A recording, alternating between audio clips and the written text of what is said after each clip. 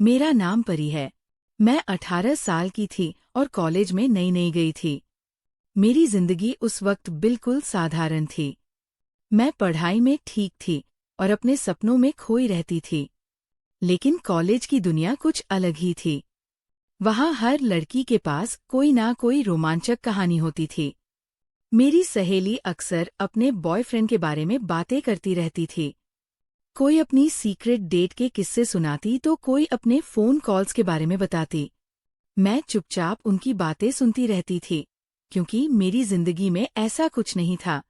एक दिन मेरी दोस्त मेरा हंसते हुए मुझसे बोली, परी, तुम हमेशा हमारी बातें इतनी ध्यान से सुनते रहती हो, कभी अपनी भी कोई कहानी सुनाया करो। उसकी बात सुनकर मैं हल्की सी मुस्कुरा दी और कहा, मेरी कौन सी कहानी होगी, मेरी जिंदगी तो बिल्कुल सीधी साधी है, ना कोई दोस्त ना कोई अफेयर। मेरी बात सुनकर वो हैरान रह गई। उसने कहा, ये कैसे हो सकता है, तुम इतनी खूबसूरत हो और कोई लड़का तुम्हारे पीछे नहीं है। मुझे उसकी बात सुनकर थोड़ा अजीब सी झिझक महसूस हुई। सच तो ये था कि मुझे इन सब चीजों से थोड़ा डर लगता था। मुझे लगता था कि कहीं मैं किसी मुसीबत में ना पड़ जाऊं। मीरा ने हंसते हुए, तुम बहुत ज्यादा सोचते हो, जिंदगी में थोड़ा मजा भी होना चाहिए।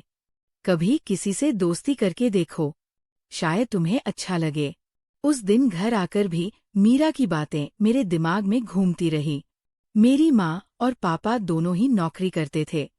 सुबह जल्दी घर से निकल जाते और शाम को वापस आते। तब तक मैं पूरे दिन घर में अकेली रहती थी।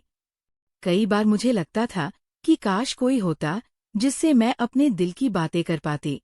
जब माँ घर आती तो किचन में व्यस्त हो जाती और पापा अपने काम में लग जाते। मैं उनके पास बैठती तो अक्सर यही पूछते, पढ़ाई कैसी चल रही है, अगर पैसों की जरूरत हो तो बता देना। मुझे कभी महसूस नहीं हुआ कि उनके पास बैठकर मैं खुलकर बातें कर पाऊं। धीरे धीरे मेरे अंदर एक खालीपन सा बढ़ने लगा। कॉलेज में मेरी सहेलियां रोमांटिक कहानियां पढ़ती थी और कभी कभी मुझे भी दे देती थी। जब मैं उन कहानियों को पढ़ती तो मुझे लगता है जैसे कोई दूसरी ही दुनिया है, जहां लोग एक दूसरे से बहुत प्यार करते हैं और एक दूसरे के लिए सब कुछ कर देते हैं। शायद वहीं से मेरे मन में भी एक अजीब सी जिज्ञासा पैदा होने लगी।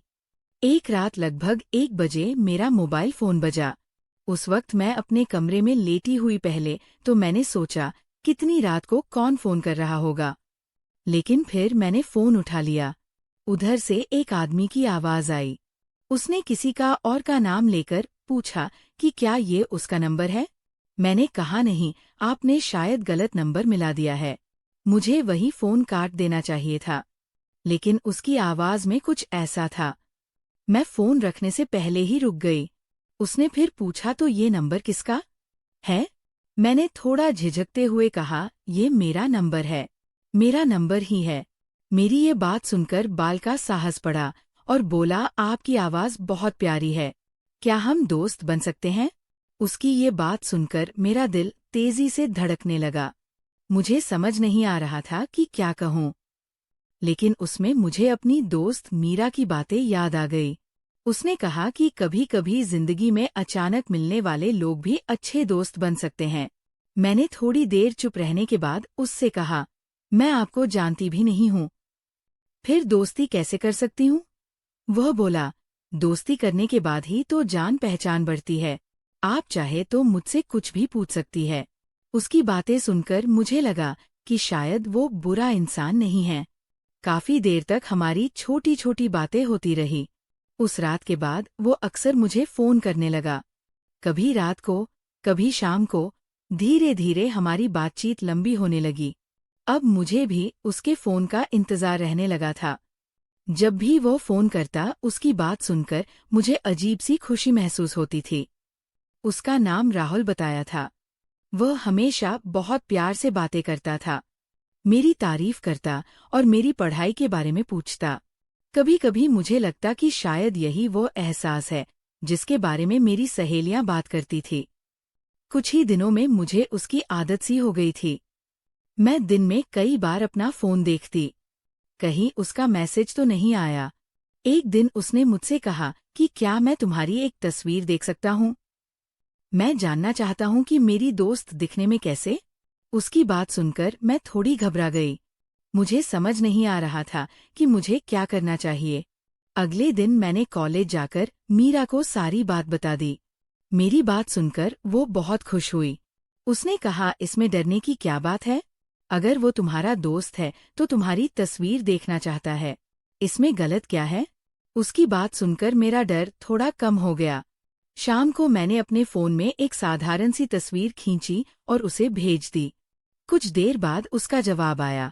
उसने दिल का इमोजी भेजा और लिखा, मुझे पता था कि तुम्हारी आवाज की तरह तुम भी बहुत खूबसूरत होगे। उसका ये मैसेज पढ़कर मैं शर्मा गई। उस दिन के बाद हमारी बातें और भी ज्यादा होने लगी। अब मुझे लगने लगा कि शायद मेरी जिंदगी में कोई खास इंसान आ गया। अब राहुल से मेरी रोज बात होती थी। कभी देर रात तक तो कभी सुबह कॉलेज जाने से पहले उसकी आवाज सुनना जैसे मेरी आदत बन चुकी थी। कई बार मैं खुद हैरान हो जाती कि कुछ ही दिनों में कोई इंसान मेरी जिंदगी में इतना खास कैसे बन गया। राहुल हमेशा बहुत तरीके से बातें करता था। वह मेरी पढ़ाई के बारे में पूछता, मेरे दिन के बारे में पूछता और कभी-कभी मुझे सुनाने के लिए मजेदार किस्से भी सुनाता था। उसकी बातें सुनते ही हुए मुझे लगता था जैसे कोई ऐसा दोस्त मिल गया जो मुझे सच में समझता है।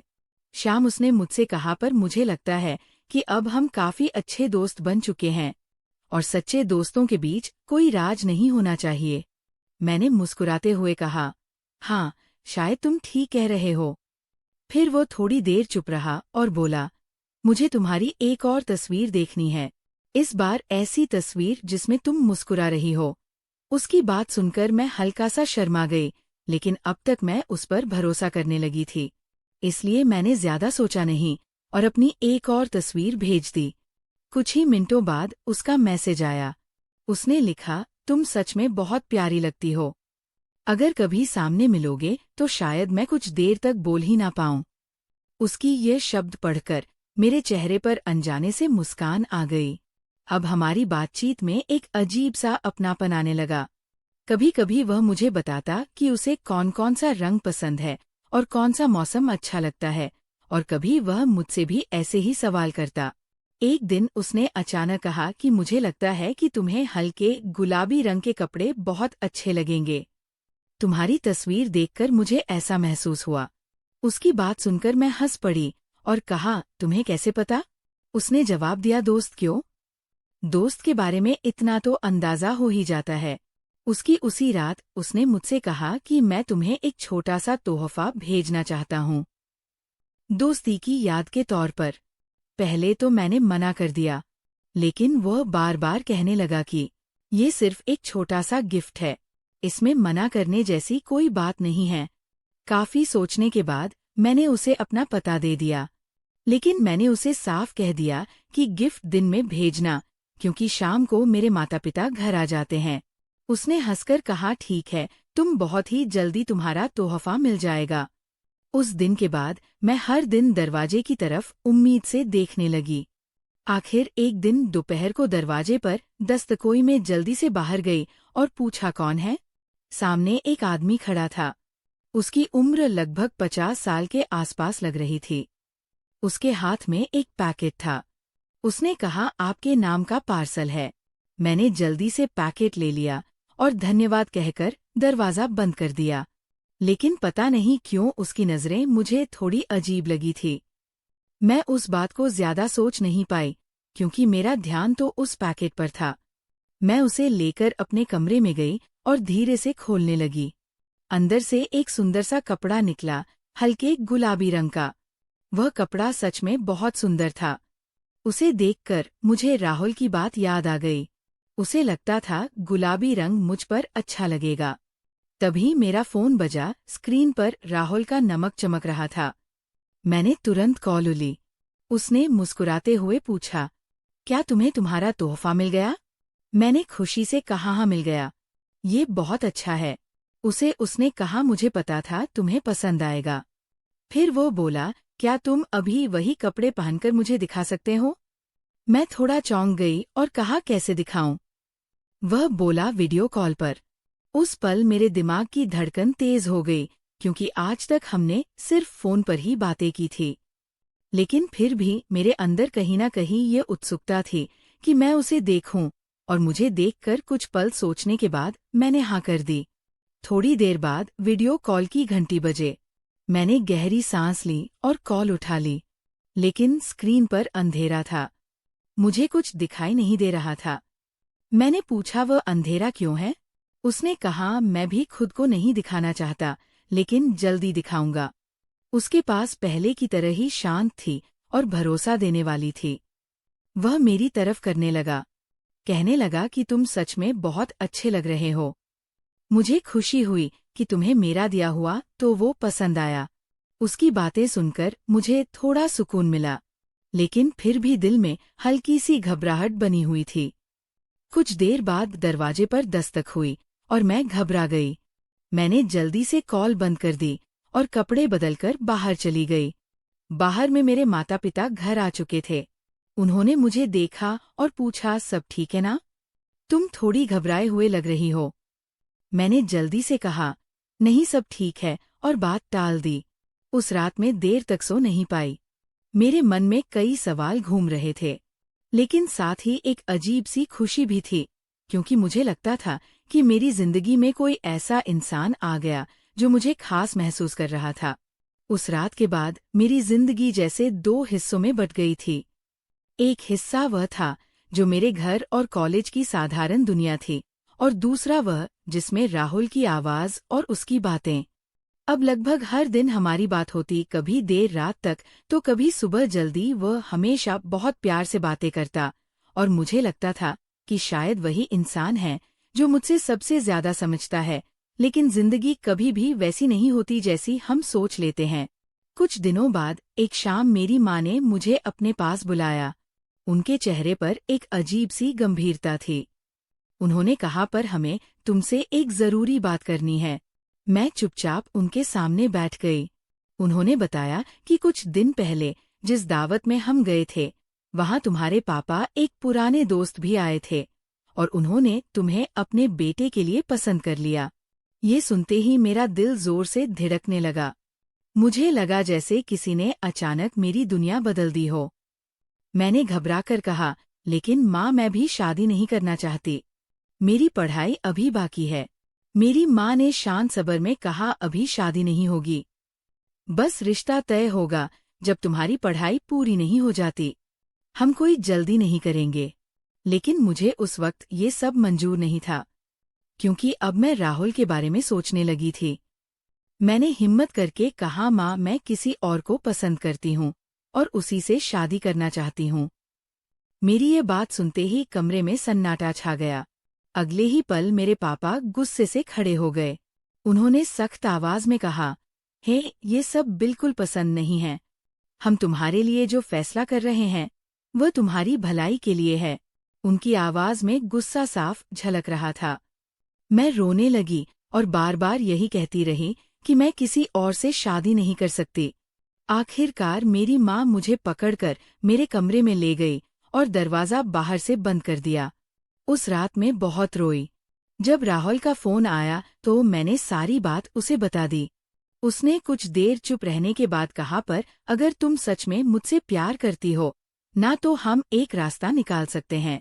मैंने घबराकर पूछा, कैसा रास्ता? वह बोला, हम शादी कर सकते हैं। उसकी बात सुनकर मैं चौंक गई। मैंने कहा, लेकिन ये कैसे मुमकिन है? मैं घर से बाहर भी नहीं जा सकती। उसने कहा, चिंता मत करो, सब हो जाएगा। अगले दिन उसने मुझे वीडियो कॉल पर एक वकील से मिलवाया। वकील ने कुछ कानूनी बातें समझाई और कहा कि अगर दोनों अपनी मर्जी से शादी स्वीकार करते हैं तो प्रक्रिया पूरी हो सकती है। उस समय मैं भावनाओं में इतनी उलझ चुकी थी कि मैंने ज्यादा सोचने की कोशिश ही नहीं की। कुछ ही देर में वह प्रक्रिया पूरी हो गई और उन्होंने कहा कि अब हमारी शादी हो चुकी है। कॉल खत्म होते ही मेरे दिल में अजीब सा डर और उत्साह दोनों साथ साथ थे। राहुल ने मुझे समझाया कि अभी कुछ दिनों तक तुम अपने माता पिता को कुछ मत बताना। बस कह दो कि तुम्हें उनके फैसले से कोई आपत्ति नहीं है, ताकि घर का माहौल ठीक हो जाए। मुझे उसकी बात सही लगी। अगले दिन मैंने अपनी माँ से कहा मुझे उस रिश्ते से कोई आपत्ति नहीं है। मेरी माँ ये सुनकर बहुत खुश हो गई। उन्होंने मुझे गले लगा लिया और कहा, हमें पता था कि तुम समझदार हो। समय बीतने लगा। कुछ दिन बाद वह परिवार हमारे घर आया। उन्होंने मुझे अपने बेटे के नाम की अंगूठी पहनाई। सब लोग खुश दिखाई दे रहे थे, लेकिन मेरे दिल में एक बड़ा राज छिपा हुआ था। मुझे लगता था कि बहुत जल्द राहुल मुझे अपने पास बुला लेगा। एक दिन दोपहर को दरवाजे पर दस्तक हुई। घर में उस वक्त सिर्फ मैं ही थी। मैंने दरवाजा खोला तो सामने एक आदमी खड़ा था। उसकी उम्र लगभग 50 साल के आसपास लग रहे थे। उसने कहा, मैं तुम्हारे लिए कुछ कागज लेकर आया। मैंने उसे अंदर बुलाया। उसने मुझे कुछ दस्तावेज दिए और कान पर तुम्हारे हस्ताक्षर चाहे। मैं समझ गई कि शायद ये वही कागज है जिसका राहुल ने जिक्र किया था। मैंने बिना ज्यादा सोचे उन पर साइन कर दिए। उसने मुझे पहचान पत्र का नंबर भी पूछा। मैंने उसे बता दिया और उसने अपने फोन से मेरी एक तस्वीर भी ले ली। इस समय मुझे सब सामान्य लगा, लेकिन मुझे ये नहीं पता था कि ये सब मेरी जिंदगी का सबसे बड़ा मोड़ बनने वाला है। कुछ दिन बाद शाम के समय हम सब घर में बैठे खाना खा रहे थे। तभी दरवाजे पर जोर से दस्तक हुए। मेरे बाबा उठे और दरवाजा खोला। सामने वहीं लगभग 50 साल का आदमी खड़ा था, जिसने कुछ दिन पहले मुझसे कागज पर साइन करवाए थे। उसने सीधे मेरे पापा से कहा, मुझे मेरी पत्नी से मिलना है। ये सुनकर मेरे पापा हैरान रह गए। उन्होंने गुस्से में पूछा, तुम कौन हो? तो उस आदमी ने शांत आवाज में कहा, आपकी बेटी मेरी पत्नी है। कमरे में जैसे सन्नाटा छा गया। मेरे माता पिता मेरी तरफ देखने लगे और मैं खुद भी समझ नहीं पा रही थी कि ये सब क्या हो रहा है। तभी उस आदमी ने पूछा, कागज? तभी उस आदमी ने कुछ कागज और एक वीडियो दिखाया, जिसमें मैं वीडियो कॉल पर शादी स्वीकार कर रही थी। मेरे पापा के हाथ कांपने लगे। मेरी माँ की आंखों में आंसू आ गए और मैं वहीं खड़ी सब कुछ देखती रह गई। उसी पल उस आदमी ने फिर से बात की और जैसे ही उसकी आवाज मेरे कानों में पड़ी, मेरी सांस रुक सी गई, क्योंकि वो आवाज बिल्कुल वही थी जिसे मैं इतने दिनों से सुनती आ रही थी। वह राहुल की आवाज थी। मुझे तब समझ आया कि जिस इंसान से मैं फोन पर बात करती रही, वह यही आदमी था। उस पर मुझे लगा जैसे जमीन मेरे पैरों नीचे से खिसक गई। मेरे माता पिता दुख और गुस्से से भर गए। उन्होंने कहा, अगर तुमने ये फैसला खुद किया है तो अब तुम्हें उसी के साथ जाना होगा। मैं रोना चाहती थी, लेकिन मेरे पास कोई संबंध नहीं थे। मैं सिर्फ ये सोच रही थी कि मैंने अपनी एक गलती से सब कुछ खो दिया था और अब मेरी जिंदगी एक ऐसे रास्ते पर जा रही थी जिसकी मैंने कभी कल्पना भी नहीं की थी। उस पर मेरे लिए सब कुछ जैसे रुक गया था। मेरे माता पिता की आंखों में दर्द था और मेरे दिल में फंसा हुआ। मैं समझ ही नहीं पा रही थी। आखिर मैंने अपनी जिंदगी के साथ ये क्या कर दिया? वह आदमी जिसे मैं इतने दिनों से राहुल समझकर अपनी दुनिया बनाए बैठी थी, वह मेरे सामने खड़ा था और उसकी उम्र मेरे पापा के आसपास लग रही थी। मेरे पापा ने भारी आवाज में कहा, अगर तुमने अपनी मर्जी से फैसला किया तो अब हमें कुछ कहने का हक नहीं रहा। मेरी माँ रोते हुए मुझे देखती रही, लेकिन उनके चेहरे पर निराशा साफ दिखाई दे रही थी। उस समय मेरे पास कोई जवाब नहीं था, क्योंकि जो कुछ हुआ उसमें मेरी अपनी गलती भी थी। मैं चुपचाप इस आदमी के साथ घर के बाहर निकल आई। बाहर एक गाड़ी खड़ी थी। उसने दरवाजा खोला और मुझे आगे बैठने का इशारा किया। पूरा रास्ता हम दोनों खामोश रहे। मैं खिड़की से बाहर देखते रहे और अपने फैसले के बारे में सोचते रही। मेरे मन में बार बार यही सवाल आ रहा था कि काश मैंने थोड़ा सोच लिया होता। काश मैंने किसी समझदार इंसान से सलाह ले ली होती। कुछ देर बाद गाड़ी एक बड़े से घर के सामने रुक गई। जब हम अंदर गए, घर बहुत शांत था, जैसे वहां कोई रहता ही ना हो। उसने मुझे कमरे में बैठने को कहा और खुद कुछ देर के लिए बाहर चला गया। मैं उस कमरे में बैठे अपने भविष्य के बारे में सोचती रही। मुझे डर भी लग रहा था और पछतावा भी हो रहा था। दिन बीतते गए। मैं उस घर में रहने लगी। वह आदमी मेरे साथ सामान्य व्यवहार करता था, वो अक्सर मुझसे अच्छी बातें करता, लेकिन मेरे दिल में उसके लिए पहले वैसा भरोसा नहीं रहा जैसे पहले था। मुझे लगता था जैसे मेरी जिंदगी एक अजीब सी खामोशी में फंस गई। लगभग 1 महीना ऐसे ही गुजर गया। उस दौरान उस घर में कोई और नहीं आया। एक रात अचानक दरवाजे पर दस्तक हुई। उसने जाकर दरवाजा खोला और एक नौजवान अंदर आया। उसकी उम्र लगभग 20 साल के आसपास होगी। वो आते ही उस आदमी के गले लगकर रोने लगा और कहने लगा कि उसकी जिंदगी में बहुत बड़ी परेशानी आ गई है। वह उस वक्त किचन में थी, लेकिन आवाज सुनकर बाहर आ गई। जैसे ही उस नौजवान की नजर मुझ पर पड़ी, वो अचानक रुक गया और मुझे हैरानी से देखने लगा। फिर उसने उस आदमी से पूछा, ये कौन है? उस आदमी ने शांत आवाज में कहा, ये मेरी पत्नी है। ये सुनकर वो नौजवान जैसे सतबंद रह गया। उसने मुझे ध्यान से देखा और फिर उस आदमी की तरफ मुड़कर बोला, चाचा, ये वही लड़की है जिससे मैं बात करता था। मैं सुनकर हैरान रह गई। मुझे समझ नहीं आ रहा था कि वह क्या कह रहा था। वह दोनों कमरे के अंदर चले गए, लेकिन उनकी आवाज बाहर तक आ रही थी। नौजवान कह रहा था, चाचा, मैं इस लड़की को दिल से चाहता था। मैं अपने आप से अपनी बात भी बता चुका था। फिर आपने ऐसा क्यों किया? उस आदमी ने धीरे से जवाब दिया, जब तुमने मुझे इसे गिफ्ट देने भेजा था तभी मैंने इसे देखा और उस समय मुझे लगा कि शायद किस्मत मुझे एक मौका दे रही है। उसने आगे कहा, मेरी और तुम्हारी आवाज काफी मिलती है, इसलिए मैंने तुम्हारे फोन से इसका नंबर ले लिया और फिर उससे बात करना शुरू कर दिया। ये सब सुनकर जैसे पत्थर बन गई थी। मुझे महसूस हुआ कि मैं किसी कहानी का किरदार बन गई हूँ, जिसमें मेरे फैसलों का फायदा दूसरों ने उठा लिया है। फिर उस आदमी ने मुझे कहा, मुझे पता था कि तुम जवान हो और तुम्हें जिंदगी में बहुत मौके मिलेंगे, लेकिन मुझे लगा कि शायद यह लड़की मेरे साथ रहकर भी खुश रह सकेगी। तभी उस नौजवान ने दुखी आवाज में कहा, लेकिन आपने मेरे भरोसे को तोड़ दिया। ये सुनकर कमरे में कुछ देर सन्नाटा छा गया। मैं अपने कमरे वापस आ गई और रोने लगी। उस रात मुझे अपनी हर गलती साफ दिखाई दे रही थी। मैंने अपने माता पिता की बात नहीं मानी। मैंने बिना जान पहचाने किसी पर भरोसा कर लिया और अपनी जिंदगी का सबसे बड़ा फैसला भावनाओं में आकर ले लिया था।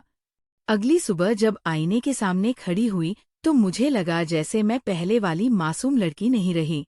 अब मैं बहुत कुछ समझ चुकी थी। उस दिन मैंने फैसला किया कि मैं अपनी कहानी का एक सबक बनाऊंगी, ताकि कोई और लड़की ऐसी गलती ना करे। जिंदगी में प्यार बहुत खूबसूरत एहसास होता है, लेकिन भरोसा हमेशा समझदारी के साथ करना चाहिए। किसी अनजान आवाज या मीठी बातों पर आंख बंद करके यकीन करना कभी कभी इंसान को ऐसे रास्ते पर ले जाता जहां से वापस लौटना मुश्किल हो जाता है।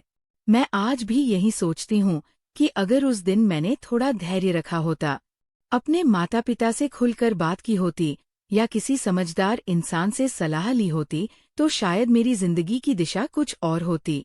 इसलिए मेरी हर लड़की से ये गुजारिश है कि जिंदगी के बड़े फैसले कभी जल्दबाजी में मत लेना। अपने माता पिता की बात जरूर सुनना, क्योंकि कई बार उसका अनुभव हमें उन गलतियों से बचा सकता है जो मैं जिंदगी भर से का पछतावा दे सकते हैं। अगर मेरी कहानी से किसी को भी थोड़ा सा भी सबक मिले तो मुझे लगा कि मेरी गलती बेकार नहीं गई। दोस्तों, कहानी कैसी लगी कमेंट करके जरूर बताना और चैनल को सब्सक्राइब